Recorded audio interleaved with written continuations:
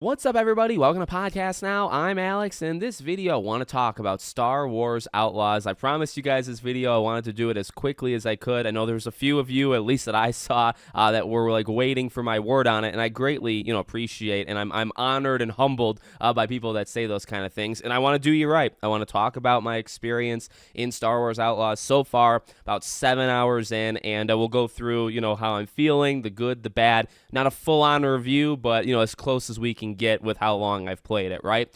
So the first thing I want to say is I actually did this through Ubisoft Plus. I think just where I was at with all of these games coming out, I wanted to play this game for sure, wanted to give it the chance, but you got Astrobot and lots of, Black Myth I just bought full price, like a week before, so I thought, well, $18 to basically rent this game, even if I just do it for 1 month, versus $70. Yeah, I'm not going to own it, but at least I can play it, and maybe you can get it, later on. And this is important, right? Is what we're about to say about this game going forward. The thing that you have to always remember, it's a Ubisoft game, and I don't say that in a massively negative way, but Ubisoft discounts games very quickly. It is highly probable that this game is going to be half off or more by Black Friday. If you wait till the end of November, I guarantee you'll be able to get this game for at least or no more than $40.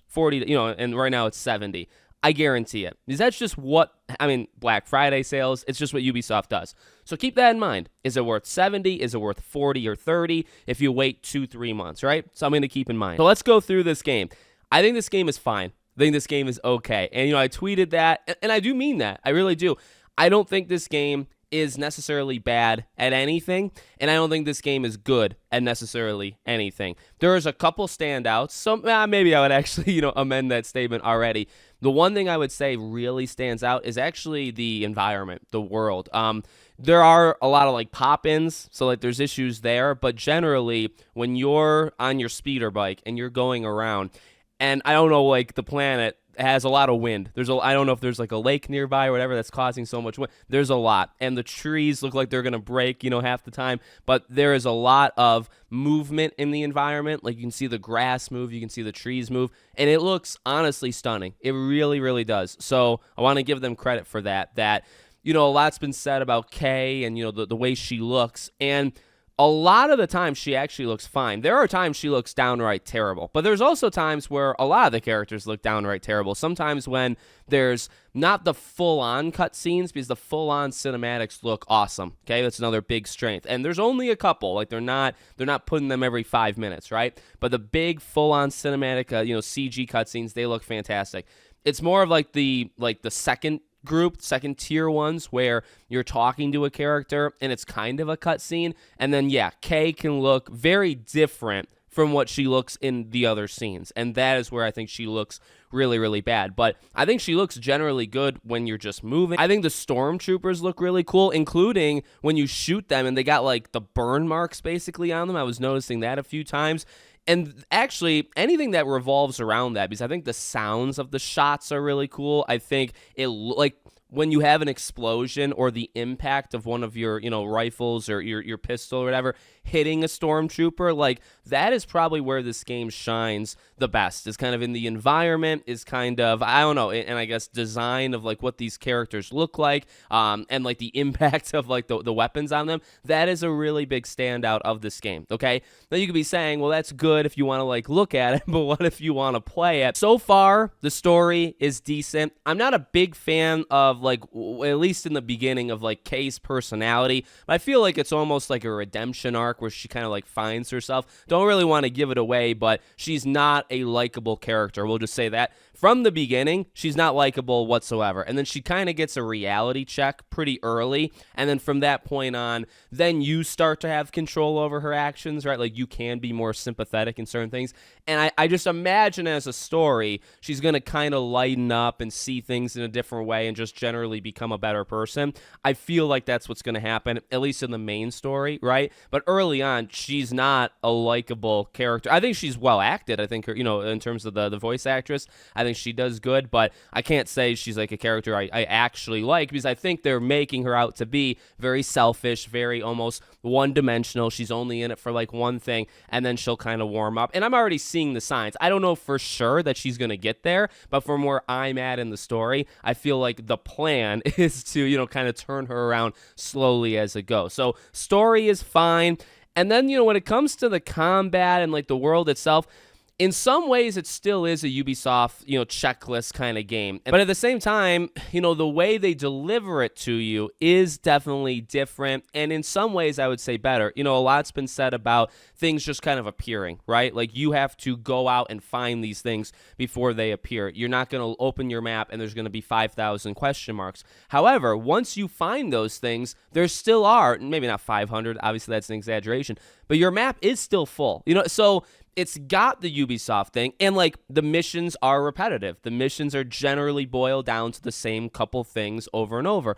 So, in that way, it still is Ubisoft. And Ubisoft, I mean, it's an open world kind of checklisty game. I don't know if Ubisoft kind of coined that, because trust me, we've played hundreds of those games in the last 10 years. I know a lot's been put on Ubisoft, but they're just one of the companies that do it. So maybe I'll stop saying that just kind of out of respect and knowledge that more than just Ubisoft does it. But I do want to convey that. And I think that's probably one of the strongest messages I do want to convey in this video is, like, if you know about the Ubisoft isms, or you're kind of put off by like what open world games generally do to kind of like pad the length, this game still kind of does it. It just does it slightly differently, right? It attaches things to reputation, which I do think is cool, but it still leads to the same stuff, right? Like, I like it. I like the idea that you can take these contracts and you meet actual contacts from each of these syndicates, right? And you only have actually 3 contracts you're able to do at one time. That I don't like, because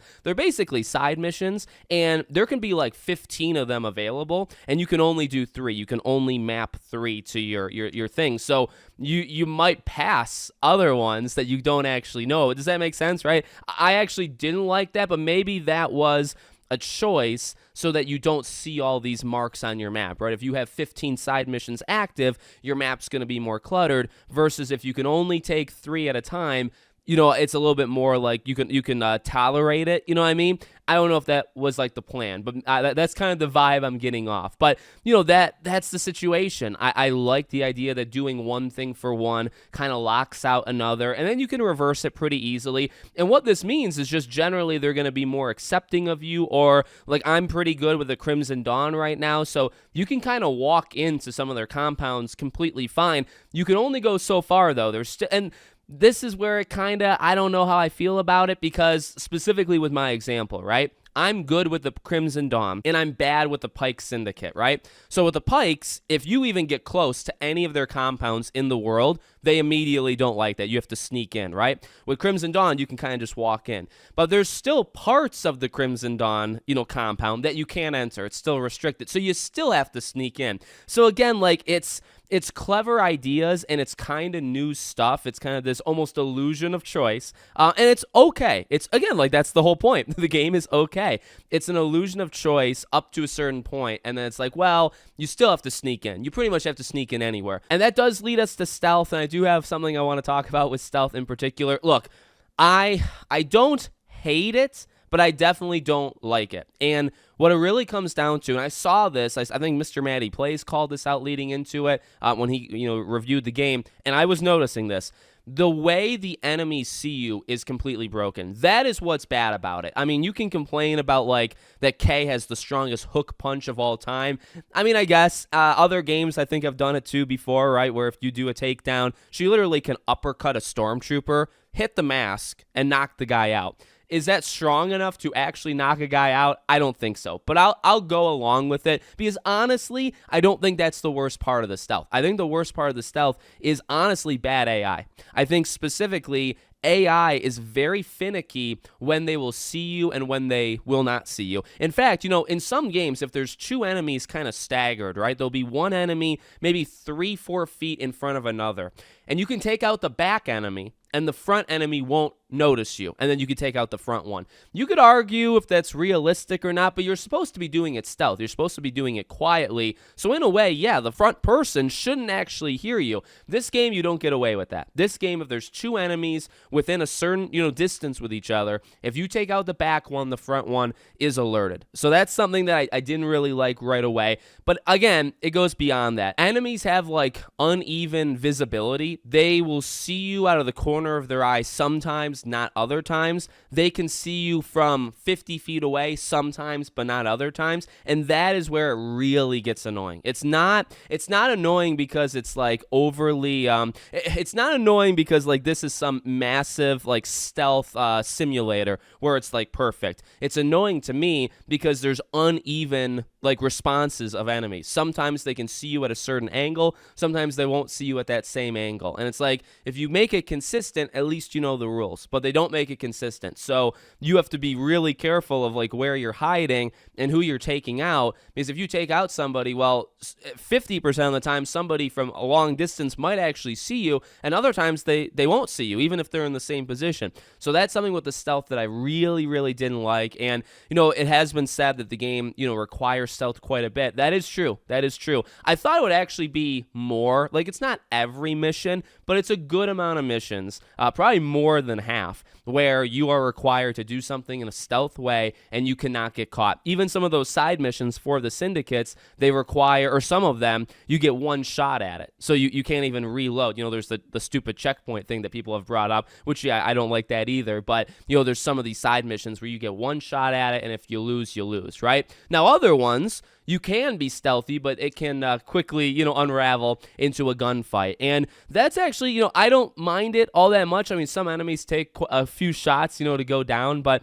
overall, I think, again, when I was talking about kind of like the impact of the shot and the sounds and kind of the feel and the look, I actually think that's where the game shines. I only had issues with, because there is the thing where they pick which shoulder you're over, where Kay is shooting. And I saw people like really lean into that as a big complaint. It only affected me 7 hours. It affected me one time. I don't know if it'll affect me more as the game goes, but so far, the whole, well, if I want to shoot like over my right shoulder and it actually has me over my left, which, messes with like the angles and the aim.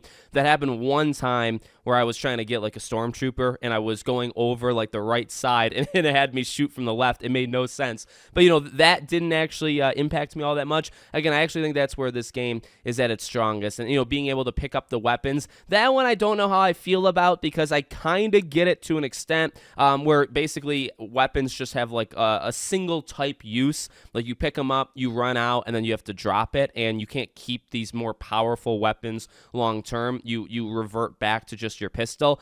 I don't hate, again, like the whole theme here, I don't hate it, but I don't love it. Like I kind of would like to have those weapons long term, but I don't think the pistol is all that bad, so I don't really mind using the pistol. You know what I mean? So that's the game. The game is solid fun. It sometimes gets too caught up in like the step, because you do stealth so much that I think it gets a little like watered down and boring. Nothing besides, again, like the environment stands out. That's the biggest thing to me. And now here's the thing. Here's where I want to do my almost philosophical part, and I'll let you go. Okay, if you guys want to click away now, you can. But like for me, there's nothing, and I've said this before, there's nothing wrong with like a 7 out of 10, right? It all comes down to the value that you think of the game. So it comes down to that money. It comes down to like competing games. See, like these are all individual things. There's nothing wrong with this game, I think, being fine. But the issue is fine worth $70? Is fine worth $18 for Ubisoft Premium or Ubisoft Plus, whatever it's called?